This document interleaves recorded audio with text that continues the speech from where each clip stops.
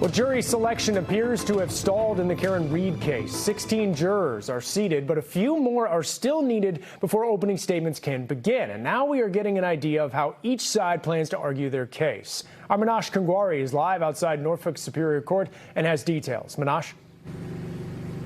Well, the prosecution has informed the court they want to use statements Karen Read made during media interviews and documentaries. In fact, they've also informed the court that they plan to use some statements Karen Read's parents made, and they plan to use this evidence right out of the gate. In a new motion filed today, they say they plan to play these recorded statements during their opening statements. But of course, before we hear all of that, we first need to seat a jury. And right now, 16 people are seated, 8 men, 8 women. But more than 550 people have been brought into the court, screened and questioned if you count today.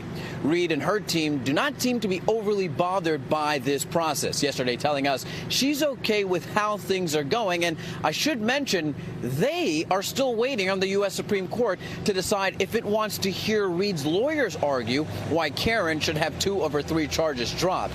They claim jurors in the first trial voted to acquit Read of second-degree murder and leaving the scene of a crash resulting in death, but that vote was never revealed to the court, resulting in a mistrial. So they've asked the Supreme Court to weigh in, and the Supreme Court will decide if it wants to weigh in at a hearing next week. But today, jury selection continues, and we, of course, will keep you updated. For right now, we're live here in Dedham. Manash Kangwari, NBC 10 Boston. And keep in mind, NBC 10 Boston is your source for Karen Read's second murder trial. We'll carry court proceedings live every day on our sister station, NECN, and stream it on our YouTube page. Then catch a recap of what happened every weeknight at 7 o'clock on Ken Confidential.